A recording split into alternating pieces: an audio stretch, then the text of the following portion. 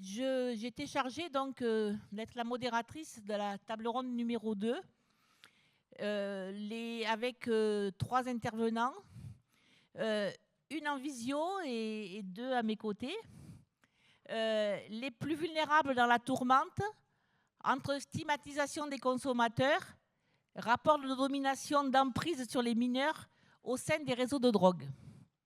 Alors vous verrez que je serai très courte pour laisser la place au débat et aux intervenants.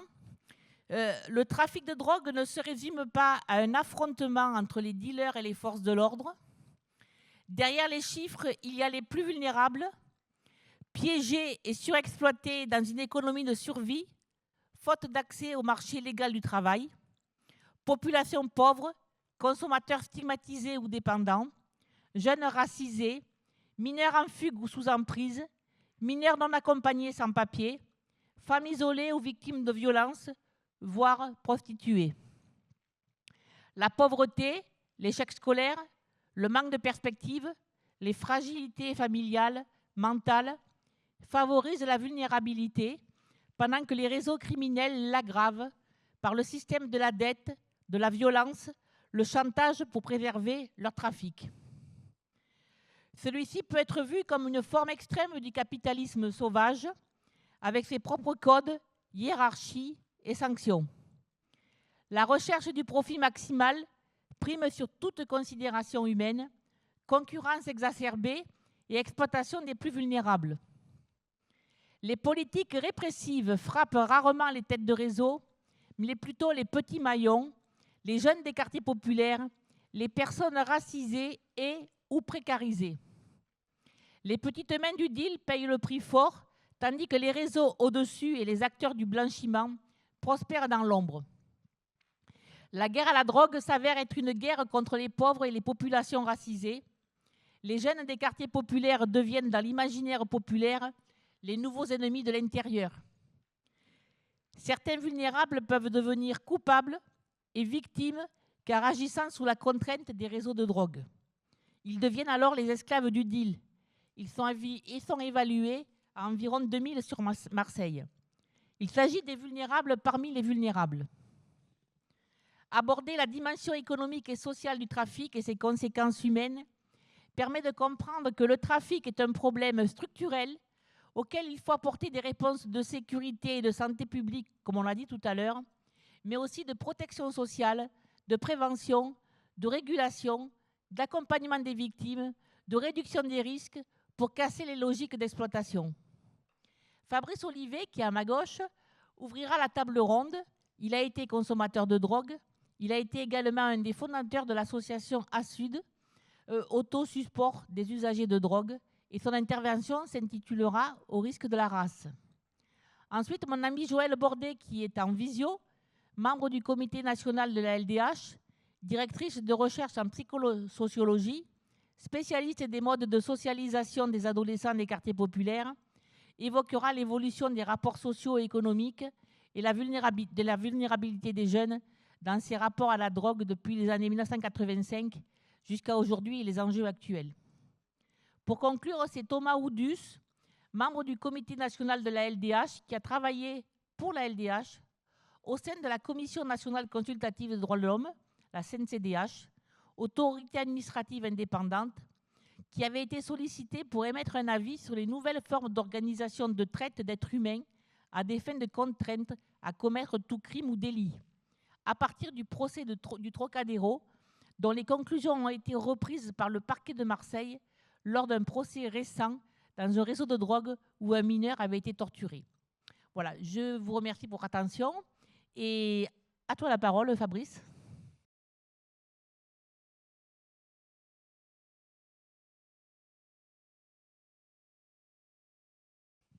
Merci Fabienne, merci pour cette invitation à la LDH, qui est une seconde invitation. Je vais me lever parce que je suis plus à l'aise pour commenter mon PowerPoint, à condition de ne pas faire de bêtises. Voilà. Oui, j'avais été invité en 2017 pour intervenir dans un atelier qui était consacré aux questions de santé Et je le précise parce que là, cette seconde invitation parle de repenser les politiques de drogue. Et à l'époque, j'étais intervenu pour dire que la santé, c'était effectivement l'idée classique qui amène le raisonnement quand on parle d'addictologie, et qu'il fallait parler de droits humains, et qu'à la Ligue des droits de l'homme, il me paraissait plus logique et plus naturel de parler de droits humains. Donc je vois que l'idée a progressé, puisque je reconnais là l'intervention de Nathalie Théiot, avec qui on a beaucoup échangé sur cette question d'installer le débat sur les drogues avant tout sur les questions de droit. Et bon, ça a été évoqué ce matin d'ailleurs, y compris le droit de se droguer, qui est quand même le grand tabou. Alors, mon intervention va s'attacher sur un deuxième tabou de la société française, qui est cette question de race. C'est pour ça que j'utilise à dessein le terme. Je sais qu'il est choquant. J'ai intitulé « Au risque de la race » cette intervention. C'est le titre d'un livre que j'ai écrit, d'un essai que j'ai écrit, qui effectivement s'attaque à ce tabou français, en sachant que le fait de...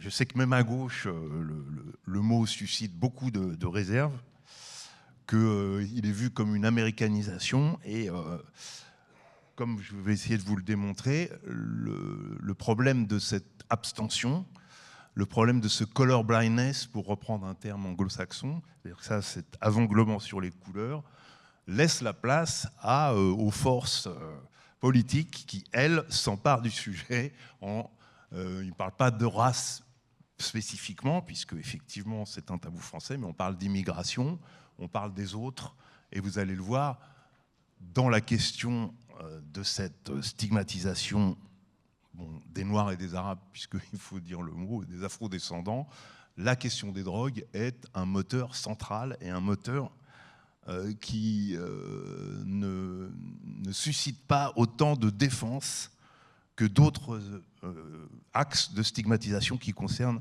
ces communautés. Voilà, diapo suivante.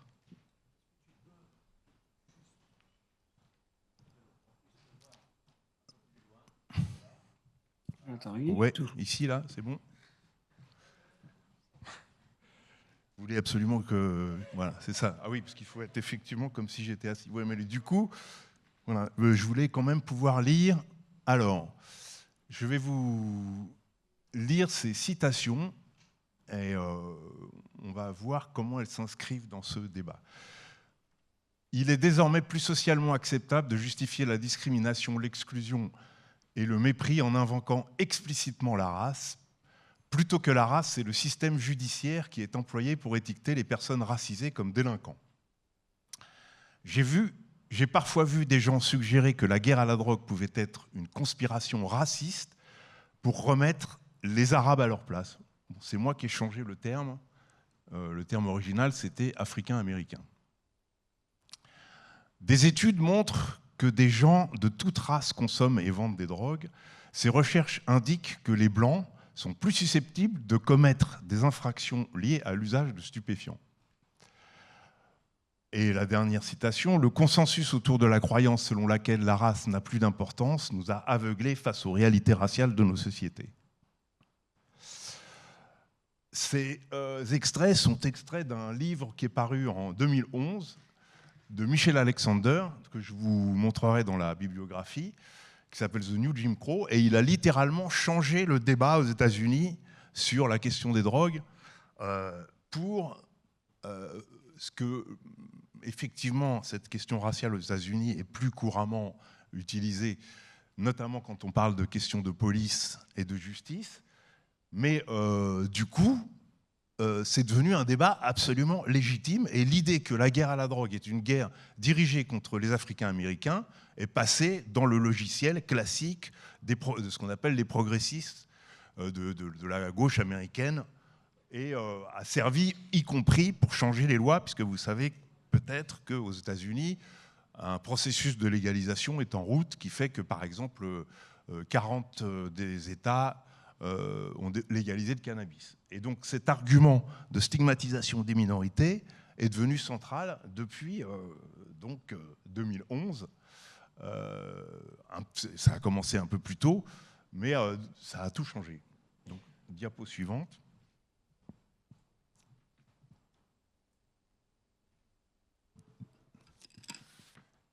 Diapo suivante, s'il vous plaît. Ah oui, donc la France... Ah non, attendez, oui, excusez-moi, c'est moi qui n'avais pas vu. Ouais, donc la France n'est pas raciste. Pourquoi je dis ça? Puisque décliner la réalité américaine sur la réalité française, est-ce vraiment possible, vu qu'on a cet écart gigantesque de culture, notamment pour l'utilisation du mot race? Pas de statistiques ethniques sur le nombre de Noirs et d'Arabes qui sont arrêtés ou incarcérés pour des questions de drogue. C'est dû à la Déclaration des droits de l'homme, article 1, aucune distinction d'origine, de race et de religion. Bon, c'est la formulation de 1958. Maintenant, je crois que ça a été changé.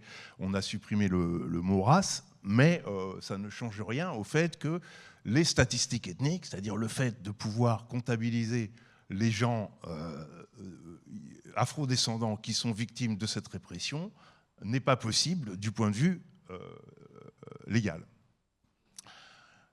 Pourquoi? Parce que le color blindness, donc dénoncé par Michel Alexander dans son livre, est considéré ici comme une vertu, et qui plus est comme une vertu antiraciste.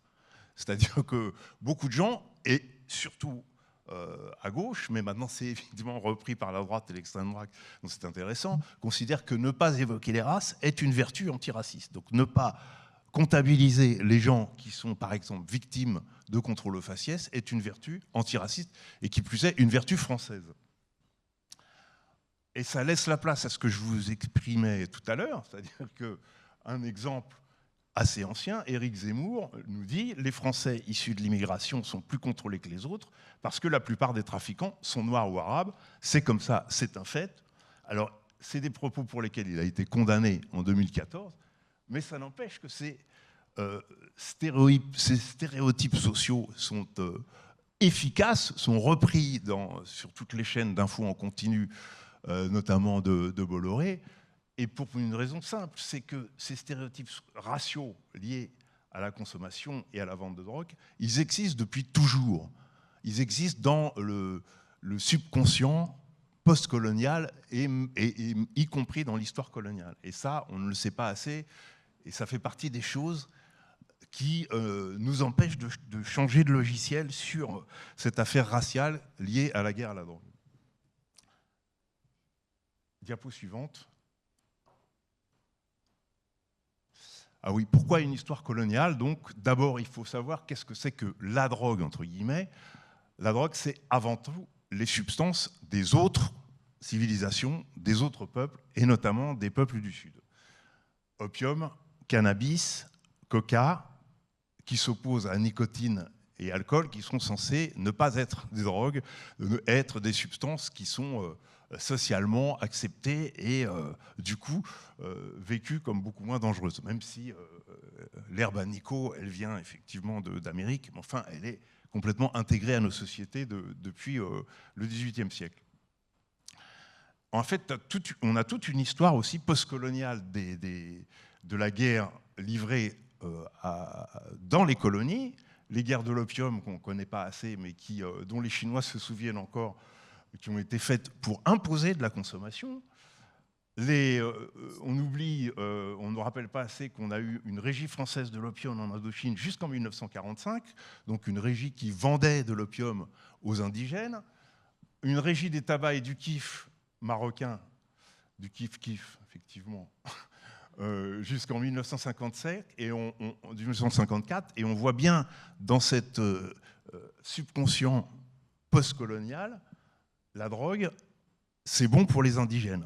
Et donc tout l'aspect diabolique de ces substances réside dans cette association entre substances exogènes, substances des autres, et substances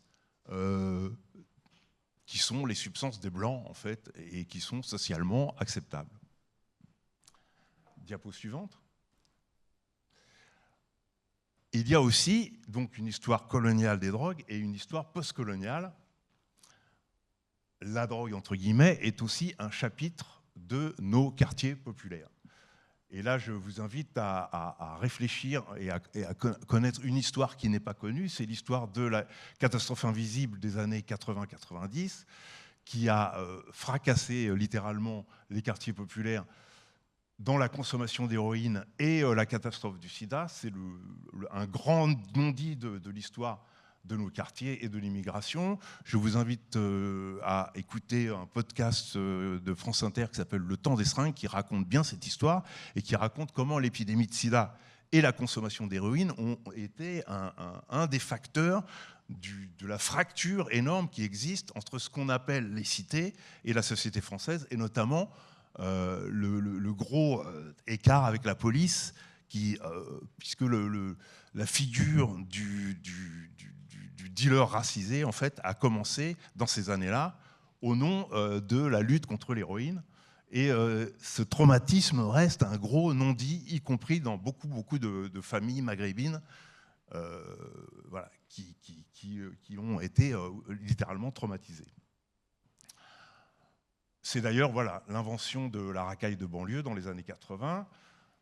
C'est une histoire très ancienne, hein, c'est-à-dire le ministère Pasqua-Panro, il date de 86, c'est la première cohabitation, et c'est à ce moment-là qu'on commence à évaluer, à dessiner cette figure du petit délinquant arabe de banlieue. Vous avez ensuite, pour faire des jalons historiques de cette construction, Nicolas Sarkozy à la Cité du Val d'Argent en 2005, donc au moment des premières grandes émeutes qui ont démarré à Clichy-sous-Bois, aussi par rapport à une histoire de police poursuivant des adolescents, avec cette fameuse phrase sur cette bande de racailles, on va vous en débarrasser. En fait, on assiste à une construction extrêmement par étapes, extrêmement clair du trafiquant de drogue qui devient le narcotrafiquant. On en a parlé ce matin. Et effectivement, ce qu'il faut rajouter à cette figure du narcotrafiquant, c'est que c'est une figure racisée, parfaitement construite. Diapo suivante. Donc, effectivement, comment passer du trafiquant de drogue au narcotrafiquant, ou comment construire une figure racisée? Et là, effectivement, je reprends ce qui a été dit, cet excellent article du Monde diplomatique de ce mois-ci, là, de Laurent Bonelli. Il y a une phrase de Marx que je trouve tout à fait éclairante. Non seulement le crime est normal, mais il est facile de prouver qu'il a bien des utilités. Et on est parfaitement dans le sujet quand on parle de l'utilité que peut avoir ce crime qui... à mon avis, est surtout une réponse à une demande légitime, qu'est le trafic de drogue. En fait, cette figure du trafiquant de drogue a considérablement évolué avec cette utilisation du terme narcotrafic. On a une petite discrète nostalgie des médias pour les voyous à l'ancienne, dans le commentaire qu'on peut faire, du temps où ils étaient corso marseillais bien de chez nous, avec la French Connection, voilà, c'est toujours mieux avant, hein, les histoires de voyous, avec un code de l'honneur. Mais aujourd'hui, on aurait une barbarisation et une racisation très perceptible dans le vocabulaire utilisé pour désigner ces figures. Le rapport sénatorial sur l'impact des narcotrafics parle bien de submersion, et on ne peut pas s'empêcher de penser à la submersion migratoire, évidemment. Bruno Retailleau, le ministère de l'Intérieur, nous parle des narco-racailles. Enfin, on voit à quel point il y a quand même une volonté claire et consciente de raciser cette figure du trafiquant de drogue. Et l'extrême droite, et aujourd'hui la droite, puisque ça finit par être un peu le même parti, en tout cas sur le sujet, ils ont les mêmes positions. Ils font de la drogue associée à l'immigration, un argument central de xénophobie, de racisme, appuyé sur une légitimité morale de la guerre à la drogue. Et c'est là où on revient à la citation de Michel Alexander du début, je ne sais pas si vous vous souvenez, on est exactement là-dedans. C'est-à-dire qu'on ne va pas parler de race, on va parler de délinquants, mais en fait, quand quelqu'un parle d'un narcotrafiquant, tout le monde, immédiatement, a une figure racisée en tête. Tout le monde pense à une figure arabe. Et encore une fois, ça a commencé dans les années 80 avec cette histoire de l'héroïne. À l'époque, c'était autant les consommateurs que les trafiquants qui étaient associés à cette image racisée. Aujourd'hui, on est passé sur la figure du trafiquant. Diapo suivante.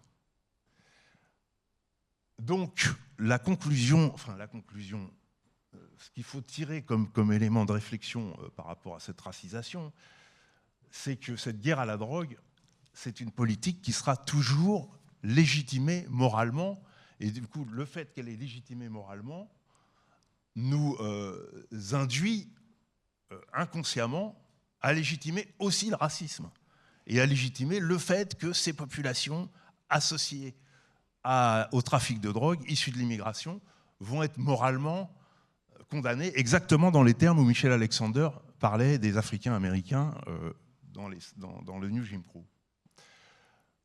Oui, donc ça, je vous avais dit qu'en 2017, c'était la santé dans tous les États. Là, on parle de changer les politiques des drogues. L'épidémie de sida a eu aussi une conséquence. Je vais très vite parce qu'effectivement, tout ça, c'est des choses qui se passent sur 50 ans. La politique de réduction des risques, elle a introduit la question des droits humains dans la politique de drogue, puisqu'il fallait parler du droit des personnes vulnérables, en l'occurrence le droit des malades. Droits humains, ok, mais droit de se droguer, jamais la réduction des risques n'a été jusque-là. C'est-à-dire qu'il y a toujours eu beaucoup de précautions pour dire qu'on pouvait être compatissant, qu'il fallait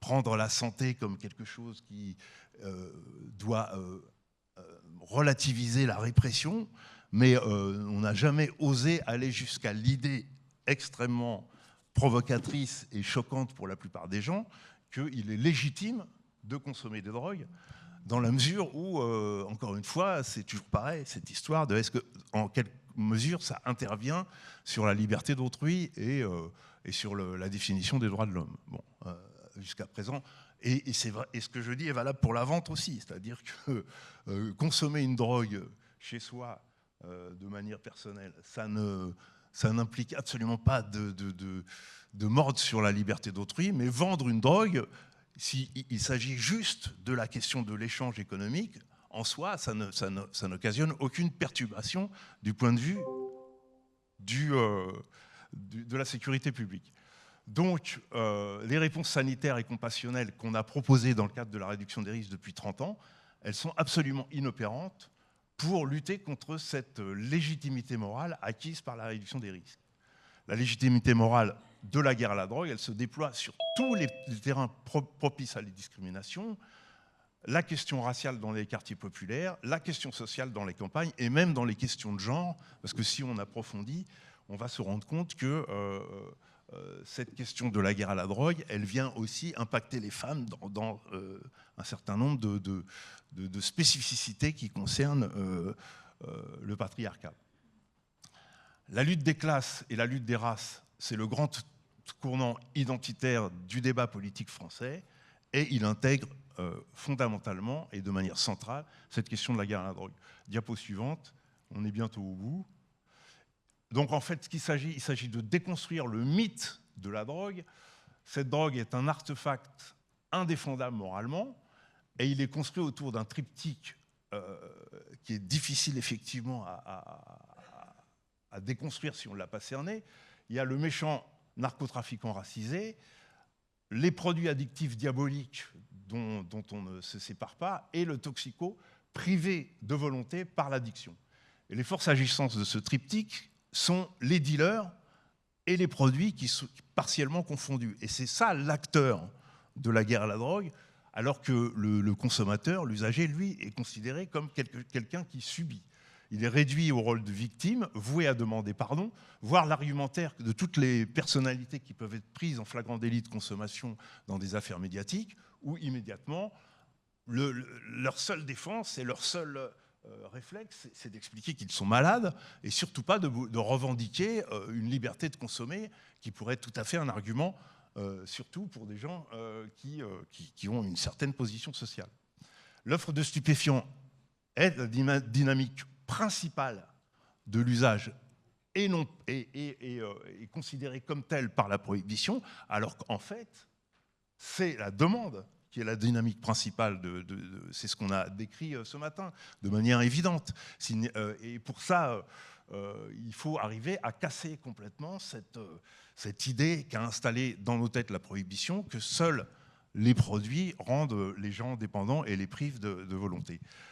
La notion de lutte contre la toxicomanie, les notions de conduite addictive et même parfois la réduction des risques tend à invisibiliser cette notion de guerre à la drogue qui reste le facteur prépondérant des politiques de drogue. Diapo suivante. Donc, repenser les politiques de drogue, puisque c'est de ça qu'il s'agit, pour moi, c'est remettre cette demande de drogue au cœur de la réflexion comme un sujet légitime, et là, le mot est très important. Dédiaboliser l'usage est difficile dans un contexte permanent de panique morale sur les produits, l'héroïne hier, le crack aujourd'hui, demain le fentanyl. Et j'insiste, tous ces produits-là sont des substances qu'il faut scientifiquement étudier, mais qui ne représentent pas un agent moral puissant, souvent associé à des dealers qui viendraient s'emparer de la vie des gens. Non, ces produits sont consommés de manière volontaire. Et je sais que ça peut paraître choquant de le dire comme ça, mais c'est y compris la réalité des statistiques, puisque l'OMS nous dit que pour toutes les drogues, y compris le crack, on a 80% d'usagers récréatifs et 20% de gens qui deviennent dépendants. C'est valable y compris pour l'alcool d'ailleurs. Donc, il s'agit de réhabiliter moralement l'usage, et c'est ce qui se passe un peu partout dans le monde, sauf en France, puisqu'on a une multiplication des usages thérapeutiques, alors évidemment de cannabis, mais aussi de produits psychostimulants dans un certain nombre de pathologies mentales. Réhabiliter l'usage religieux des drogues qui existent depuis toujours, et évidemment l'usage festif. Condamner la guerre à la drogue pour des raisons morales autant que sanitaires, et c'est là, à mon avis, le sens important de ce que je voulais vous dire aujourd'hui, c'est-à-dire qu'il faudrait presque relégitimer moralement l'usage de drogue en dénonçant le racisme, le sexisme et la guerre à la pauvreté qui sert de soubassement à la guerre à la drogue qui prétend le contenir. Voilà. Après, j'ai juste une page de bibliographie. Donc je sens que Fabienne s'énerve. Donc voilà, je pense que vous pourrez aller directement voir sur les histoires de guerre raciale et guerre sociale. Il y a les travaux de Beau et Noriel et les histoires de Fassin. Je voulais juste dire que Éric Fassin est le seul qui s'est exprimé sur la question spécifique de la guerre à la drogue dans un chapitre de son bouquin consacré à la prison qui s'appelle L'ombre du monde, dans un chapitre qui s'appelle Un secret bien gardé, où il parle du fait que la guerre à la drogue est utilisée pour cibler les quartiers populaires et les populations racisées. Merci. Merci Fabrice.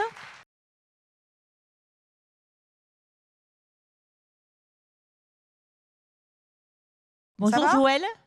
Oui, je suis là. Vous m'entendez? Oui, oui, on t'entend. Alors j'y vais, d'accord. D'abord, merci beaucoup à la LDH d'Avignon, merci beaucoup à Fabienne et donc aussi à la LDH nationale d'avoir cette initiative sur des sujets très, très, très importants et évidemment sur lequel on peut avoir des points de vue très différents, mais que c'est un sujet, je pense, important pour la LDH. Je suis donc militante de la LDH et je co-anime le groupe GT Laïcité. Et je rappelle qu'il y a une université d'automne bientôt sur la laïcité, le 29 et 30 novembre. Et je suis aussi chercheuse psychosociologue. Et mon sujet, on va dire, depuis longtemps, c'est l'évolution des modes de socialisation des jeunes et des jeunes dans les quartiers populaires. Voilà, en France. Mais je travaille aussi au Brésil. Enfin, j'ai des collègues et je travaille aussi au Brésil. J'ai créé un réseau international dans lequel j'ai eu aussi beaucoup l'occasion de travailler sur ces questions en Colombie et donc au Brésil. Mais là, je vais parler de la France et je vais parler de notre sujet, c'est-à-dire la vulnérabilité des jeunes et des populations qui vivent. Moi, je parle des quartiers populaires. Je travaillais beaucoup dans la politique de la ville, donc c'est très, très cerné. Après, certainement, il faudrait ouvrir davantage cette question des territoires, parce que toujours, effectivement, à cibler les quartiers populaires, c'est une façon de faire une loupe grossissante sur des phénomènes qui dépassent largement le territoire des quartiers populaires. Mais moi, c'est ce dont je sais parler. C'est ce que j'ai pu traverser, observer et partager. Donc, dans cette intervention, moi, je vais surtout parler effectivement de l'évolution des rapports socio-économiques autour de ces questions des drogues, des trafics de drogue. Et je voudrais dire d'entrée de jeu que moi, j'ai travaillé dans les quartiers, mais bien sûr, il y a plein de travaux avant, et que c'est quand même très lié aussi à la question de l'évolution du travail et à la question du chômage et à la question des modes de survie des gens. Enfin, c'est en tout cas ce que moi, je peux amener ce matin, c'est comment des économies de survie existent dans les quartiers parce qu'il y a des gens pauvres et des gens très pauvres et que la pauvreté n'a fait que s'accentuer, mais aussi la délégalisation, enfin le fait de devoir survivre hors du champ du travail. Je pense que la question du travail et de la protection salariée est une question importante, et sachant aussi qu'il y a une fragilisation très importante de la protection des mineurs, et en particulier de ceux qui sont le plus aux prises avec très très tôt une forme de criminalisation, mais cette forme de criminalisation n'est pas l'équivalent d'une protection et de la protection des mineurs. Là, je pense que c'est pour ça que je situerai mon intervention dans cette question de la vulnérabilité autour de la question de la protection, et en particulier de la protection des mineurs. Donc, pour parler ce matin, je me suis dit que c'était intéressant de faire une forme de tentative d'historicité, de façon de voir l'histoire des drogues, mais la drogue étant que le symptôme est un des éléments de ces économies de survie, mais n'empêche un élément très, très, très important et qui a eu des rôles extrêmement majeurs sur certains jeunes des quartiers populaires. D'abord, tous les jeunes des quartiers populaires n'ont pas participé ou ne participent pas d'ailleurs au trafic de drogue ou même à la drogue elle-même. Il y a même beaucoup de jeunes aujourd'hui qui se défendent en fait très tôt de ce rapport à la drogue. Et la question du collège, elle est très très importante. C'est-à-dire qu'aujourd'hui, on a une des questions, c'est tous les jeunes qui ne restent pas au collège. Il y a une ville, je pense que à Marigny pourrait en parler, mais à Grigny, ils ont identifié, je crois, à peu près 200 jeunes qui sont plus en lien avec aucune institution. Et donc la question scolaire, elle est aussi très très importante. Alors dans la chronologie historique qu'on pourrait discuter, mais cependant dont je témoigne, je parle des années, par exemple, j'ai défini des phases. Les années 80-95, à ce moment-là, l'économie, il existe vraiment une économie interne dans les quartiers et interquartiers de la drogue, du hashish en particulier, ce qui n'est pas à confondre avec les affrontements de bandes. Les affrontements de bandes, ils sont depuis d'ailleurs l'origine HLM et des quartiers populaires et même des bandes des milieux populaires, mais ça ne répond pas aux mêmes dynamiques ni même aux mêmes enjeux. Par contre, moi, je passais beaucoup de temps avec des jeunes qui, de fait, euh, à la fois consommaient du hash et le revendaient, et souvent mélangés avec les médicaments et avec des canettes de whisky coca. Et je peux vous dire quand même que les effets sur la santé pour des jeunes de 14-15 ans sur cette prise de drogue et ces mélanges médicaments, surtout et l'alcool, ont eu des effets très destructeurs. Je crois que la question aussi de quel est l'âge aussi à laquelle on est autonome pour décider de ce qu'on vit par rapport à cette question des rapports de destruction-autodestruction, c'est quand même une question forte de l'adolescence, et que ça pose la question de la protection des adultes. Et donc, souvent, quand j'ai travaillé sur ces questions, ces circuits-là du hash et de la revente, elles étaient aussi très organisées en endogène des quartiers. C'est-à-dire, il y avait des rivalités de pouvoir entre des familles. Il y avait pas de, c'était pas des jeunes qui débarquaient de la lune comme ça. Et il y avait bien sûr toujours, il y a toujours eu des réseaux d'organisation. Parce que sinon, le hash, il n'arrive pas par hasard non plus dans les quartiers. Et donc, réellement, il y avait des réseaux de revente organisée aussi avec des adultes. Et en tout cas, à cette époque, les familles avec lesquelles moi j'ai travaillé, pour certaines, étaient très impliquées dans les réseaux de revente. Et c'était aussi une façon de s'en sortir, voire de se sortir du quartier. C'est vrai que moi, je crois que l'héroïne, en tout cas, je peux témoigner que l'héroïne a eu des effets majeurs de mort de jeunes dans les quartiers populaires, des morts d'overdose, et qu'il y a eu des stratégies de protection des jeunes contre l'héroïne. Moi, j'ai vu, par exemple, dans le quartier où je travaillais, la famille pilote, là, où je travaillais, elle revendait l'héroïne dans le quartier d'à côté, mais elle protégeait le quartier de l'héroïne, et en même temps, elle a acheté sa maison avec cet argent-là pour sortir du quartier. Donc, il y a aussi des stratégies. Enfin, on peut pas être, je crois hein, que on peut bien sûr avoir des idées, mais il y a aussi des éléments concrets, j'allais dire, de l'analyse sur lequel, qui ont construit une histoire de la drogue dans les quartiers populaires. Et cette question de l'héroïne, c'est vrai qu'elle a été utilisée, à mon avis, de façon extrêmement tendancieuse, mais elle a représenté aussi un danger pour tout le monde. Et je pense qu'alors, à la même époque, on est dans les années 80-95. Enfin, c'est vrai aussi que j'y participe, donc je suis peut-être pas totalement du tout totalement objective, mais en tout cas, il y a un effort des politiques publiques d'aller vers la dissuasion et surtout d'aller vers une forme de régulation. C'est-à-dire, moi, je travaille beaucoup à l'époque avec effectivement la police de proximité, mais aussi les maisons de justice et du droit et aussi les brigades des stupéfiants. C'est-à-dire qu'il y a une connaissance d'abord de ce qui s'y passe, et puis il y a aussi effectivement une tentative ou de régulation, ou en tout cas de prévention, avec un travail pour faire que les mômes ne quittent pas l'école, essayer de faire entendre les rapports entre le droit et le pénal autrement.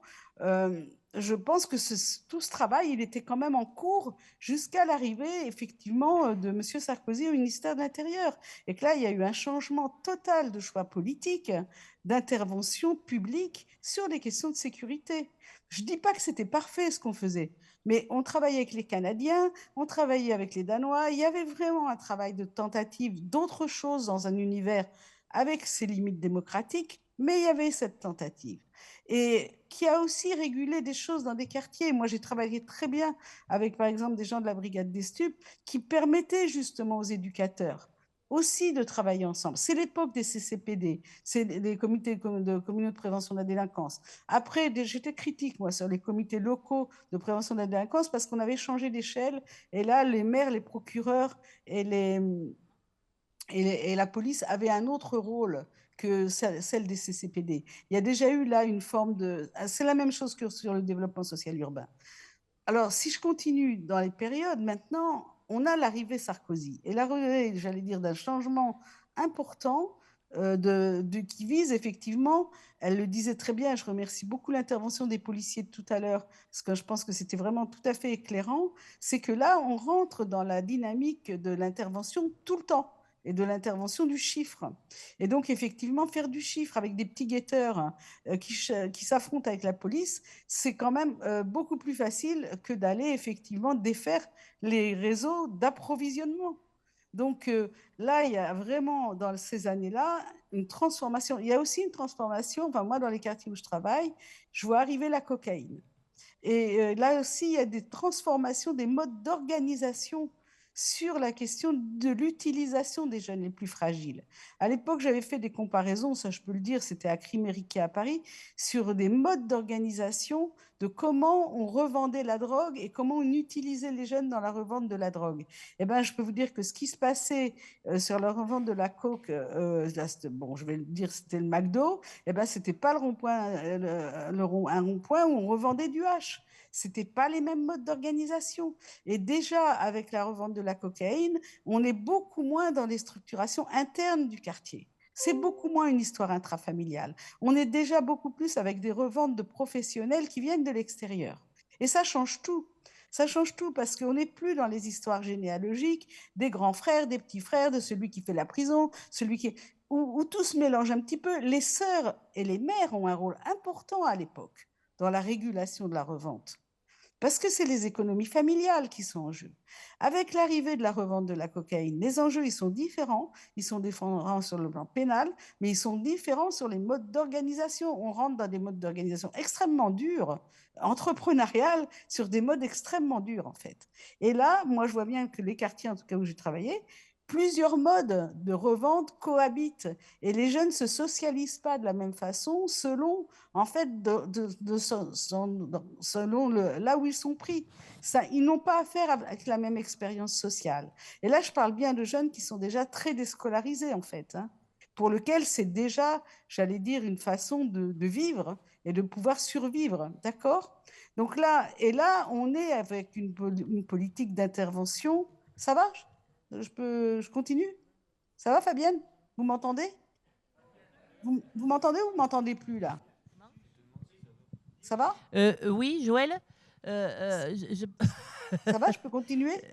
Attends, je vérifie je pense que tu devrais conclure d'ici 1 ou 2 minutes, là. D'accord, je vais essayer d'aller assez vite.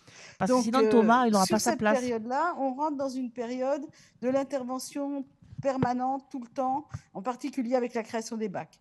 Et puis, on rentre dans les années 2013-2025. Et là, je pense que le climat change totalement avec l'arrivée du terrorisme, avec la question des soupçons, avec la question du fichier S. Alors, ça paraît être une question qui n'est pas la même, mais la position vis-à-vis des jeunes des quartiers populaires change totalement et va permettre aussi d'ailleurs la loi sur le narcotrafic. C'est-à-dire il y a aussi des liens dans la façon d'envisager. Là, les jeunes deviennent complètement une classe dangereuse et surtout, on ne travaille plus sur la protection, mais on travaille sur la criminalisation. Et c'est pour ça d'ailleurs que je me suis beaucoup intéressée aux amendes forfaitaires, parce que les amendes forfaitaires constituent à partir d'un délit dit administratif, en fait, une entrée dans la criminalisation. Et aujourd'hui, alors je vais finir puisque j'ai très peu de temps, ce qui est très inquiétant pour moi, c'est que j'ai travaillé dans des cités dernièrement où les opérations place nette ont un effet, en fait, de défaire ce qui restait, j'allais dire, des régulations endogènes dans les quartiers populaires et font qu'aujourd'hui, les quartiers populaires, beaucoup de choses de l'organisation de la drogue arrivent de l'extérieur. C'est-à-dire, c'est des jeunes adultes qui viennent de l'extérieur d'autres villes, qui en fait organisent les guetteurs, organisent la revente, vivent des fois dans le quartier quelques mois dans les familles les plus fragiles en payant des loyers. Et donc, en fait, il y a une espèce de vampirisation de la dynamique interne endogène de régulation des quartiers. Et ce qui m'inquiète dans l'affaire, c'est qu'on voit très bien que les prisons constituent un lieu de réorganisation très fort aujourd'hui maintenant. En fait, des circuits de présence et de distribution. Parce que, en fait, l'enjeu fondamental, c'est qui organise les guetteurs, qui organise, en fait, le système de revente locale. Donc, cette question du fait que ce sont des jeunes, des jeunes adultes de l'extérieur est une question majeure. Et ce que je peux vous dire, ça je peux le témoigner, c'est que les éducateurs, les gens qui travaillent sur le territoire eux-mêmes sont désarmés par rapport à ça. Parce qu'en fait, les jeunes qui sont déterritorialisés, toutes nos professions d'éducation se sont construites sur la territorialisation. Donc aujourd'hui, effectivement, pouvoir retravailler sur la question éducative suppose de travailler dans les prisons, dans les centres éducatifs fermés, c'est extrêmement important, mais aussi de recréer une forme de présence territoriale. Et là, il y a une grande, grande question qui est posée aux éducateurs, entre autres de prévention spécialisée, qui sont mises en danger aujourd'hui, parce qu'en fait, l'intervention en milieu ouvert, elle est mise en danger autour de la question de la criminalisation. C'est-à-dire qu'aujourd'hui, la criminalisation, elle passe d'abord par effectivement la question de l'enfermement et qu'il y a un renoncement, d'une certaine façon, à la question de l'espace public, à l'autorisation de l'espace public pour les adolescents, et en particulier les adolescents qui, j'allais dire, ont des comportements qui ne seraient pas supportés par les riverains. Il faut se dire aussi que si ça marche, la loi sur le narcotrafic, c'est que dans l'opinion publique, dont l'opinion publique interne dans les quartiers populaires, il y a une partie de la population qui est pour cette politique de criminalisation. Et donc là, ça pose des questions très, très importantes au champ éducatif et au champ de la prévention spécialisée qui, effectivement, a comme mission de travailler d'abord sur le milieu ouvert. J'ai vu comment la protection judiciaire de la jeunesse s'est retirée progressivement du milieu ouvert et vraiment rentrer dans les structures essentiellement de l'enfermement. Donc là, on a une vraie question. Tu peux conclure ? Et c'est une question démocratique fondamentale. C'est l'autorisation de tous les jeunes de pouvoir vivre l'espace public. Il faudrait conclure, Joël. Je terminerai là-dessus. Et vous voyez que je pense que ces quartiers populaires, même si de fait, ça ne s'arrête pas aux quartiers populaires, l'enjeu de la drogue, bien sûr, il n'empêche que d'être présent dans ces quartiers populaires sur la question de la protection des jeunes continue à être un enjeu pour moi absolument fondamental. Et la drogue, les évolutions de la drogue et de comment on la traite, effectivement, aura des effets très importants sur cette question éducative de la protection. Voilà ce que je peux dire ce matin. Merci Joël. J'espère que ma petite chronologie a pu servir. Je donne la parole maintenant à Thomas, juste pour dire qu'il y a le livre de Fabrice Olivier, Au risque de la race, qui est à votre offre dans la salle d'accueil.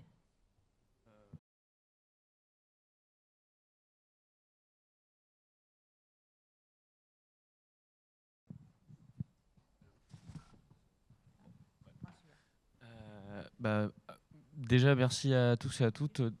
Merci à tous et à toutes d'être présents et présentes. Et merci pour l'accueil des camarades de la Ligue d'Avignon Orange Carpentras. Et donc moi, je vais essayer d'aborder assez synthétiquement et rapidement pour qu'on puisse échanger sur ces sujets-là, sur l'émergence d'une nouvelle situation de traite, qui est la contrainte à commettre des délits et qui s'illustre notamment à travers les réseaux de drogue. Alors juste... déjà pour aborder la question de la traite, parce que la traite ça couvre quand même une notion juridique assez précise, je vais revenir un peu, donc là c'est le volet juridique, donc je suis désolé d'aborder ce sujet technique juste avant le repas, j'espère que vous allez me suivre avant. Voilà. La traite en fait c'est une notion qui a été mise dans notre droit français à travers le code pénal, à travers la convention de Palerme et son protocole, et qui en 2003 a mis en place les articles 225-4 et -1 et suivants. Et donc en fait à la base c'était on visait avant tout la traite, surtout l'exploitation sexuelle et l'exploitation par le travail. Et en fait la traite elle se détermine par 3 critères véritablement. C'est un acte, un moyen et un but. Donc l'acte, ça va être par exemple le recrutement, le transport, l'hébergement, le transfert ou l'accueil. Le moyen, c'est l'abus d'autorité, l'abus de vulnérabilité, la violence, la contrainte, la promesse de rémunération, les manœuvres dolosives. Et il faut savoir que dès que la victime est mineure, on n'a pas besoin d'aller sur ces moyens-là parce qu'en fait, elle se présume automatiquement. Et ensuite, le but, c'est les conditions de travail, les hébergements indignes, le travail forcé et, dans notre cas précis, la criminalité forcée. Donc, ce qu'il faut savoir, c'est que la France est un peu en retard au sujet de la traite de manière générale. Et en fait, elle s'est dotée d'une mission interministérielle qui s'appelle la MIPROF, qui est spécialisée sur la traite et qui traite avant tout sur les questions, ce que j'ai dit, sur l'exploitation sexuelle et l'exploitation par le travail. Et en fait, la contrainte à commettre des délits, on ne va pas l'aborder tout de suite et elle va arriver assez tardivement. Et en fait, ça s'explique aussi parce que ces victimes sont sous-évaluées à travers les chiffres qui nous sont remontés par les associations. Ce qu'il faut savoir, c'est que par exemple, la MIPROF n'a pas de statistiques, on va dire, étatiques. C'est souvent des statistiques qui sont montées par les associations de terrain, notamment d'accompagnement de victimes d'exploitation sexuelle ou d'exploitation par le travail. Et en fait, déjà, ces chiffres sont sous-estimés. Alors, sur la contrainte à commettre des délits, on a très peu d'associations de terrain qui viennent accompagner les victimes de traite. Donc c'est pour ça qu'on a une visibilité assez faible sur ce sujet-là. Mais sauf qu'aujourd'hui, notamment, il y a des rapports de l'ONU qui démontrent qu'on a une augmentation assez flagrante de traite. Notamment, il y a une augmentation de 10% dans certains pays européens, notamment sur la question de la contrainte à commettre des délits. Et qu'au final, petit à petit, on voit émerger cette nouvelle situation. Et on le voit notamment... à travers différents procès, notamment à Marseille, où il y a quand même le parquet de Marseille qui s'est saisi d'une enquête préliminaire sur un réseau de traite avec la contrainte à commettre des délits et les spécificités. Donc on en vient aux 3 éléments que j'ai cité, c'est qu'en fait, ils font venir des personnes qui ne sont pas originaires des quartiers. C'est à travers les réseaux sociaux qu'ils vont faire venir des personnes extérieures à la région donc PACA ou du département des Bouches-du-Rhône. Et donc, à partir de ce moment-là, on va voir tout le mécanisme en fait, de traite se mettre en place. La promesse, comme l'a très bien dit Joël, il ne faut pas oublier que ces quartiers sont précarisés, la protection du travail n'est plus effective, et donc d'une certaine manière, et surtout c'est qu'il y a ce flou entre la situation de salarié, l'auto-entrepreneuriat, et la question de la possibilité de gagner rapidement de l'argent à travers le réseau de drogue. Donc en fait, ils vont être recrutés sur des réseaux sociaux avec une forte promesse de gagner 500 € par jour. C'est ce que révèle notamment le parquet de Marseille qui poursuit sur ces sujets de traite et qui voit véritablement cette possibilité de promesse. Donc on est vraiment sur ces éléments-là. Ensuite, ils les font venir. Ensuite, ils les hébergent. Et à partir de là, on est quand même dans des réseaux de drogue, donc la violence va s'appliquer, la maltraitance va s'appliquer, et même dans certains cas, ce qu'il faut voir, c'est que ça va se décliner sur différents types de profils. Ça va être les guetteurs, ça va être les jobbers, mais ça va être aussi juste des salariés d'entreprises de blanchiment, de petits commerces, et qui ne vont jamais être payés en tant que tels. Et donc, en fait, on va couvrir l'ensemble du champ de la traite. Et donc là, on va aller autant sur la contrainte à commettre des délits, parce que ça participera, en fait, à l'économie de la drogue, mais en même temps, sur de l'exploitation par le travail, parce qu'on aura une société fictive, mais qui existera, parce que ça serait quand même une personnalité morale, pour couvrir l'activité du réseau. Donc, véritablement, on est vraiment sur une arrivée de ce nouveau mode de fonctionnement. Les problématiques qu'on a, c'est que ce qui a été très bien dit par Anthony, le représentant de la CGT, ministre de l'Intérieur, et des différentes interventions, c'est que cette vulnérabilité-là, elle va être, ça va s'accroître, notamment par les nombreuses arrestations de ces personnes qui vont avoir des comparutions immédiates, qui vont avoir des gardes à vue. Et en fait, les policiers, c'est pas du tout une reproche en particulier, mais ils vont juste se dire, bon bah voilà, on est sur un point de deal, on est sur un dealer, donc garde à vue, comparution immédiate, etc. Et donc, d'une certaine manière, c'est une forme de politique du chiffre. Mais on ne va pas aller sur le fond du problème de se dire, mais ce qui est quand même bizarre, c'est que le jeune qui est en comparution immédiate à Marseille, en fait, il vient de Montfermeil. Ce qui est un peu bizarre. Enfin, comment ça se fait qu'il était originaire de là, il est domicilié là-bas, et en fait, ça fait 3 fois qu'on le voit en comparution immédiate. Donc, il n'y aura pas ce travail-là. Et je reviens en fait à l'avis sur la contrainte à commettre des délits. Ce qu'il faut savoir, c'est que sur le procès Trocadéro, sur le sens, il faut utiliser la méthodologie d'alerte entre guillemets des associations, c'est que ça a été les mêmes problématiques. C'est qu'au début, il y a eu énormément d'enquêtes sur les délits qui étaient commis par les mineurs qui étaient exploités par le réseau de traite, mais il n'y a pas eu ce questionnement de se dire mais c'est potentiellement des victimes. Et ça en revient sur ce que disait très bien Fabrice, c'est la problématique de se projeter sur ces jeunes mineurs qui sont malheureusement visualisés comme des délinquants et non pas comme des victimes. Et non pas, comme l'a très bien dit le parquet, en fait, comme des petits... des hommes des petites mains à faire le sale boulot entre guillemets, et qui sont surtout, comme ce qui a été très bien dit auparavant, en fait, qui peuvent être très très vite remplaçables. Donc la problématique actuellement, c'est autant ce que dit très bien Joël sur la politique de prévention, et concrètement il faut expliquer à travers les lycées, les collèges, les risques des traites et qu'est-ce que c'est concrètement la traite, parce qu'il ne faut pas minimiser ça. On a tout type de traite qui se développe aujourd'hui en France, et après aussi former les magistrats, former les policiers, et aussi se doter d'un office central sur cette question-là, parce que la traite qui porte sur la contrainte à commettre des délits n'a pas d'office central à proprement parler. Si on prend par exemple l'exploitation par le travail, il y a l'OSLTI, l'Office central de lutte contre le travail illégal, il y a un office central contre l'exploitation sexuelle, mais entre guillemets, on est véritablement sur des victimes qui sont dans la zone grise, parce que ça participe, comme on l'a très bien dit, à gonfler les chiffres de la lutte contre la délinquance, mais concrètement, on a véritablement un vrai sujet, autant de santé publique, autant de délinquance et de criminalité, mais aussi de dignité et de protection de ce jeune public. Et surtout, c'est que c'est un travail de longue haleine, mais surtout, c'est que si on arrive à entendre ces victimes-là, on comprendra mieux le fonctionnement des réseaux et on comprendra mieux en fait ce système-là. Mais sauf que médiatiquement, c'est plus compliqué de communiquer sur une longue enquête, parce que je suppose que ce que fait le parquet de Marseille à l'heure actuelle et les autres enquêtes, c'est pas un coup de com' type place net comme on peut le développer. Et encore une fois, je reprends ce qui a été recommandé entre guillemets par la vie, c'est avant tout qu'on ait cette vision plurifactorielle de la problématique du délit, mais surtout que ceux qui commettent sont potentiellement, et dans certains cas, et dans notre cas en particulier, sont des victimes. Et donc les remplacer en tant que victimes. Mais encore une fois, c'est un travail à la fois de déconstruction en fait, des préjugés, autant ratio, parce que là, on a parlé, c'est en général des mineurs qui sont français, mais on peut très bien aussi parler des mineurs isolés qui sont aussi dans ces réseaux-là. Et c'est la protection en fait, de ces populations vulnérables. Voilà. Merci, j'ai essayé d'être le plus synthétique possible.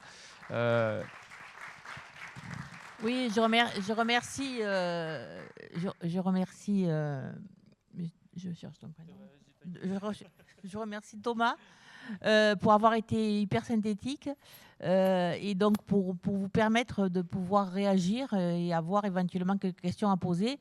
Vous avez vu qu'on a abordé la question de la vulnérabilité sous différentes facettes, mais en même temps aussi, c'était montré aussi de quelle manière le système des réseaux de drogue exploite les vulnérables et les vulnérables parmi les vulnérables. Voilà. Donc, à vous la parole. On s'est fixé l'objectif de faire la pause à 12h30. Donc, est-ce qu'il y a des interventions dans le chat ou est-ce que... oui, Annie ?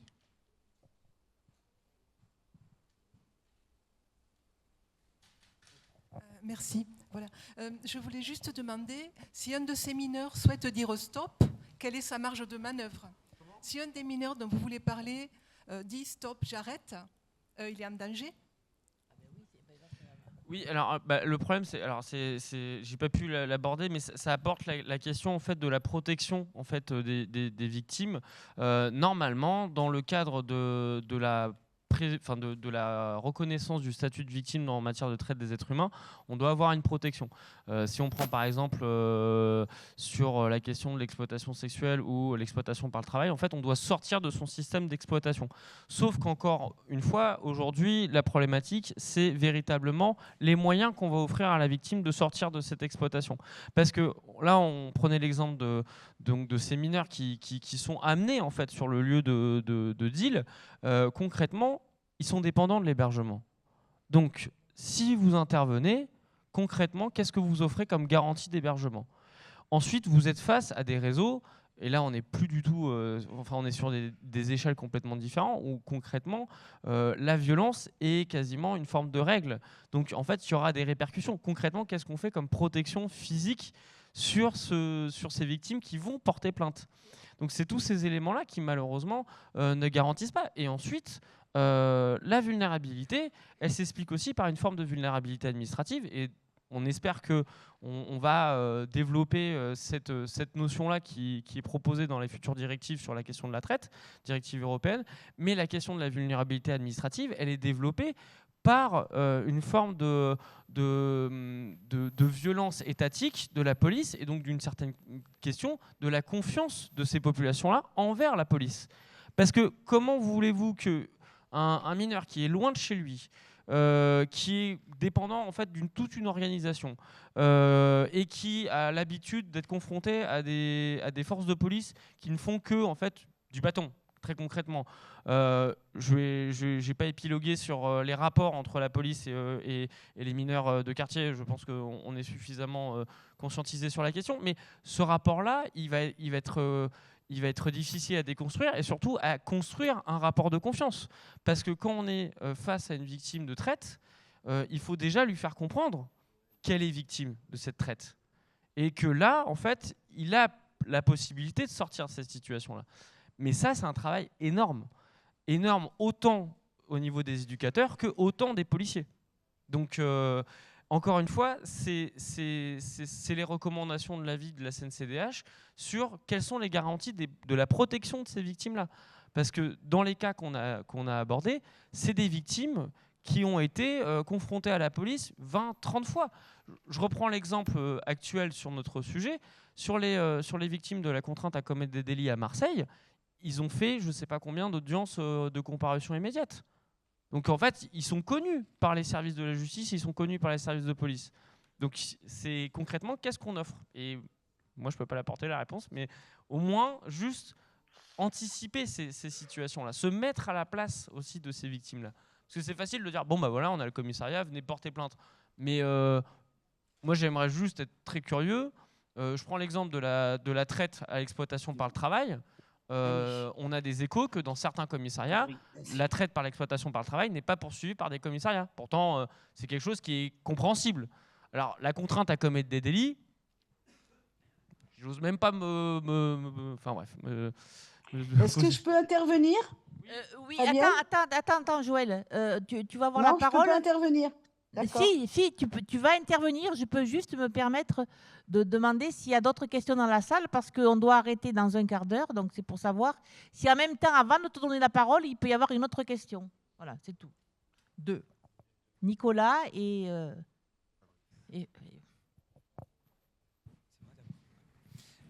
oui, moi on a beaucoup parlé des trafics et dans les quartiers.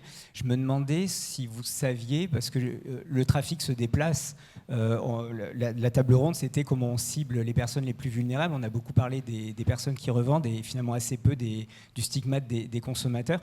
Les personnes qui viennent aussi acheter dans les quartiers, c'est celles qui ne savent pas commander sur Internet, qui n'ont pas les moyens financiers de se faire livrer en ville par scooter. Donc il y a aussi cette dimension-là, le trafic, la majorité du trafic et des personnes qui n'ont pas de problème avec les drogues, en fait, ça s'est déplacé ailleurs. On reçoit la drogue dans sa boîte aux lettres. Enfin, voilà, c'est plutôt ça. Donc, je me demandais comment ça, vous pouviez le prendre en compte. Et quand on parle aussi des personnes vulnérables et des consommateurs, il y a aussi d'autres choses. Moi, je pense au dépistage salivaire routier qui ne détecte pas si on est apte à conduire, qui détecte juste si on a consommé dans les heures ou les jours précédents. Voilà. Donc, voilà, ce que vous pouviez nous dire peut-être aussi sur ces publics vulnérables-là. 2 questions pertinentes. Nicolas, tu souhaitais poser une question?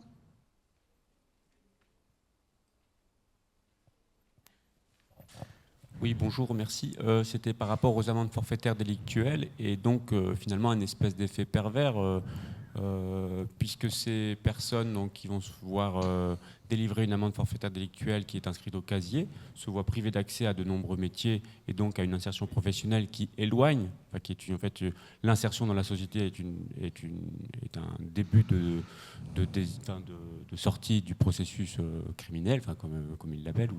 Et donc finalement, la justice, en vidant les tribunaux de la petite délinquance de la consommation, remplit les cortèges de l'économie parallèle. Et par ailleurs, je me demandais si finalement, si ça serait, il faudra qu'on fasse des études sur les populations victimes d'AFD, puisque ce sont, je pense, des personnes racisées qui sont victimes d'AFD à l'immense majorité, et que si on commençait, si les policiers mettaient des AFD à tous les consommateurs de cocaïne qui sont dans les beaux quartiers, je peux vous dire que ça, rapidement, l'AFD, je pense qu'il reviendrait dessus et puis dirait ah oui, non, en fait, vous comprenez, c'est compliqué, c'est différent. Et je pense que peut-être ça serait intéressant de faire qu'on en a un peu les petits blancs, pour parler de manière crue, de classe moyenne, pour que la société française se rende compte de la problématique de la prohibition. Merci Nicolas. Joël, on te laisse la parole en essayant que vous soyez tous les trois maintenant synthétiques, parce qu'en fait, je vous propose que vous passiez à la conclusion de la table ronde. Donc, Joël, Fabrice et Thomas. À toi bon, Joël. Oui, rapidement. Donc, moi, je pense qu'effectivement, s'intéresser à la protection des consommateurs et au-delà du système revendeur-consommateur, c'est vraiment important pour pouvoir en fait faire évoluer aussi cette question de la protection. Et on voit bien aussi que les circulations aujourd'hui sont largement au-delà des quartiers et que le fonctionnement de Uber aussi a contribué à ça. C'est-à-dire, il y a vraiment à travailler sur ce rapport consommateur indépendant, j'allais dire, du rapport revente-consommateur, ou plutôt la liaison entre les deux. Ça, c'est une question. Une proposition, et je trouve cette question effectivement très importante parce que les gens qui travaillent sur ces sujets-là, en fait, ne travaillent pas ensemble sur ce sujet-là. La deuxième chose, et si la Ligue peut mettre en lien ces gens-là, c'est formidable. La deuxième chose, c'est qu'effectivement, c'est très important de s'intéresser au départ de la chaîne de criminalisation. Alors, les amendes forfaitaires, c'est surtout un effet de surendettement qui fait que, en fait, le travail légal est mis de côté parce que dès qu'on va travailler dans l'argent légal, on va rembourser sa dette des amendes forfaitaires. Donc, la question des amendes forfaitaires, elle est intéressante comme marqueur, mais elle ne va pas résoudre la question de l'entrée dans la drogue. Voilà. Quant à la question qui était posée sur est-ce que c'est possible de sortir ou pas, c'était à ça que je voulais répondre, de la drogue, c'est là qu'il faut quand même revenir sur les professions d'éducation. Je pense que c'est dommage un peu qu'il n'y ait pas eu plus de paroles d'éducateurs, parce que je pense qu'il y a aujourd'hui des gens qui, de fait, travaillent à cette question-là pour ouvrir des alternatives qui sont différentes. Mais c'est difficile, parce que l'emprise de la drogue, ce n'est pas seulement l'emprise des produits, ce n'est pas seulement l'emprise de l'argent, c'est l'emprise d'une socialisation avec des copains, avec des réseaux de rapports de force, mais aussi effectivement avec des rapports de domination très très forts. Je terminerai là-dessus en disant que j'ai travaillé beaucoup au Brésil. Au Brésil, je vois très bien comment les gangs naissent dans les prisons et jusqu'à quel niveau de mise en danger sont les jeunes. Aujourd'hui, des jeunes guetteurs qui revendent du crack, s'ils ne sont pas efficaces suffisamment dans le réseau de revente, sont tués par les organisateurs des réseaux du crack. Donc réellement, il faut prendre en conscience que ces réseaux de revente peuvent devenir extrêmement dangereux sur la vie même des jeunes, quoi. Et que ça, c'est intéressant, si je peux dire, de le mettre en relation avec la question de ce qui se passe dans les prisons. Et que là, revenir sur la loi sur le narcotrafic, du côté de cette analyse de la naissance des gangs, je travaillais dernièrement sur la naissance du PCC au Brésil. Ben, on voit très bien, quoi. C'est intéressant quand même de ce point de vue-là d'avoir le regard international, non pas pour se dire que c'est la même chose, mais pour voir les perspectives de développement qui peuvent être en jeu. J'arrêterai là pour ce matin, alors. Merci beaucoup, Joël. À toi, Fabrice. Oui, moi je vais répondre à la question sur le fait qu'effectivement, il y a une gigantesque hypocrisie dans cette question de la demande de drogue, qui est en fait, je disais, il faut la légitimer. Mais pour une partie des classes moyennes blanches, et j'insiste, elle est légitimée de fait parce qu'ils échappent à la prohibition. Je parle souvent d'un privilège blanc qui s'est mis en place. Et ce privilège blanc, c'est le fait qu'effectivement, aujourd'hui, n'importe quel consommateur de centre-ville un peu inséré peut consommer et se faire livrer absolument n'importe quelle drogue, jusqu'à l'héroïne, hein, du cannabis à l'héroïne, par un livreur qui va venir un livreur racisé, un jeune livreur racisé qui va venir des quartiers périphériques ou des cités et qui, lui, va prendre tous les risques. Donc, ça conditionne totalement, y compris une forme de désintéressement de la part de ces classes dominantes, de ces classes privilégiées, sur le changement de statut des drogues, puisque finalement, ils souffrent assez peu de la prohibition. Et sur les AFD, c'est pareil, effectivement, le contrôle au faciès va faire le tri. Et je suis assez d'accord, hein, probablement, que si cette répression... Et c'était un peu le cas il y a quelques années, quand effectivement, avant la réduction des risques, où effectivement il y avait des classes privilégiées qui se retrouvaient prises dans cet engrenage. Par exemple, la mobilisation sur la légalisation du cannabis était beaucoup plus importante. Donc on voit bien qu'aujourd'hui, on est vraiment dans ce processus de racisation qui frappe, et j'insiste sur le fait que c'est à la fois race et classe sociale, parce qu'effectivement c'est les pauvres. Et oui, juste terminer sur la deuxième interrogation, ce qui prouve que c'est bien une guerre qui est livrée aux pauvres, c'est qu'il y a une classe de petits blancs qui est frappé par la répression, et notamment les gens qui sont frappés dans leur permis de conduire et les gens qui habitent la France périphérique, pour reprendre un terme connoté, qui sont souvent des gens qui peuvent voter à l'extrême droite d'ailleurs, qui se trouvent à dénoncer l'immigration comme étant source de privilèges qu'eux ne bénéficient pas, et qui sont frappés par les forces de police, souvent parce qu'ils conduisent des bagnoles qui ne sont pas en règle, et qui sont aussi consommateurs de produits psychoactifs, et notamment de cannabis.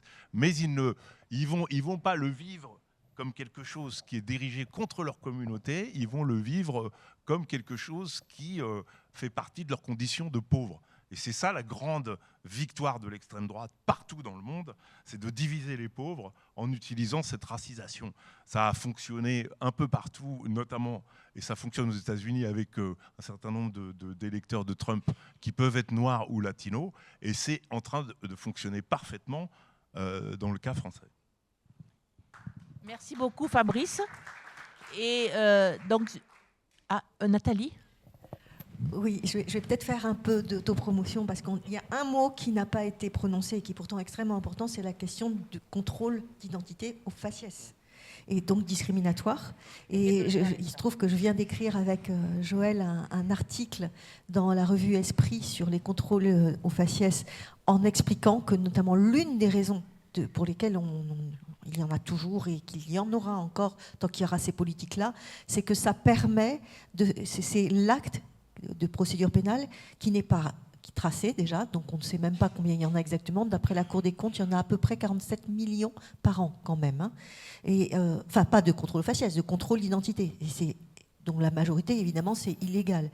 Et donc le ciblage discriminatoire, il est lié aussi à ces fameux stéréotypes dont tu as parlé, parce que derrière, on peut faire de la palpation de sécurité quand on fait un contrôle au faciès, parce que c'est prévu par le Code de la sécurité intérieure, et que la palpation peut révéler, par exemple, le fait qu'on ait une boulette dans sa poche, et que de ce fait, on passe sur de la flagrance, ce qu'a expliqué Bénédicte, et donc on passe à une procédure, et quand en plus on a l'amende forfaitaire délictuelle derrière, eh bien, c'est résolu tout de suite. Donc ça enclenche finalement aussi une dynamique discriminatoire. Et puis je vais aussi répondre à ta question, parce que tu m'as entendu assez souvent parler, puisque ça fait quelque temps que j'étais référente pour la Ligue, sur ta question de parler de droit à se droguer. En fait, la façon dont on l'aborde, tu le sais, je l'ai dit dans des colloques, que c'est plutôt le droit à disposer de son propre corps, qui est une composante de la liberté personnelle, et elle-même découle de l'article 8 de la Convention, qui est le droit à la vie privée.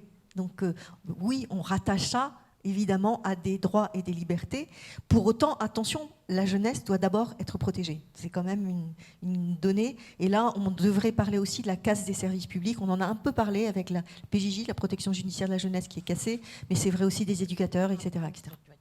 Je demande à Thomas de conclure, et je lui demandais simplement en quelques phrases d'expliquer ce qu'était le procès du Trocadéro, parce que peut-être tout le monde n'a pas saisi, c'était une actualité assez sordide, mais qui a tendance à se généraliser comme pratique dans les réseaux criminels. Merci. Donc je vais essayer de faire court pour qu'on puisse aller déjeuner ensuite tranquillement. Pour résumer en fait le procès du Trocadéro, alors c'est quand même des circonstances qui sont assez exceptionnelles, parce que ce procès il a été mis en lumière. Alors je ne sais pas si je dois dire grâce ou à cause des JO, parce que en fait c'était un réseau donc de pickpocket qui était organisé par des personnes qui avaient exploité des jeunes mineurs isolés maghrébins sans papier, et qui leur avaient créé une dépendance chimique. Donc ils leur avaient fait consommer un cocktail de drogue médicamenteuse, plus je pense qu'il y avait aussi l'élément de la dépendance économique et des faits de violence. Et donc en gros, ces victimes avaient été plusieurs fois arrêtées par la police dans la zone du Trocadéro, où en gros, excusez-moi du terme, mais c'est quand même le cas, hein, au moment des Jeux Olympiques, il fallait un peu nettoyer ces lieux pour l'arrivée des différents supporters, et donc l'arrivée entre guillemets des Jeux Olympiques. Et c'est en fait à travers des associations de terrain, notamment Dehors la rue et d'autres associations, qui ont en fait tiré la sonnette d'alarme en disant mais en fait c'est pas des cas isolés, c'est un réseau organisé et il y a une tête pensante derrière. Donc encore une fois, on est vraiment sur cette question de la criminalisation de ces mineurs et de ces victimes qui va accroître en fait leur vulnérabilité. Moi, je voudrais reprendre l'exemple des amendes forfaitaires et faire un comparatif avec la traite par l'exploitation par le travail qui a explosé avec le démantèlement de la protection du droit des étrangers. Donc plus on va avoir la remise facile entre guillemets d'OQTF, plus on va avoir de situations de traite des êtres humains, parce qu'en fait on va avoir une précarisation, une vulnérabilité, et que en fait on aura une incapacité pour ces victimes de pouvoir sortir. Parce qu'en fait, elles seront prises entre deux feux. Donc en fait, c'est cette question-là qu'il faut se poser, c'est concrètement, qu'est-ce qu'on veut faire? Est-ce qu'on continue à ce qui a été très bien dit par Joël, juste faire une guerre des pauvres, juste pour dire qu'on fait quelque chose, mais qui concrètement, sur le fond et sur le long terme, ne sert strictement à rien? Ou est-ce que concrètement, on essaie de travailler sur ces stéréotypes-là et taper beaucoup plus haut sur les responsables en fait, de cette exploitation et qui profitent, c'est ça le pire, de cette politique sécuritaire pour pouvoir exploiter ces personnes vulnérables. Voilà, merci à tous et à toutes et bon appétit. Alors,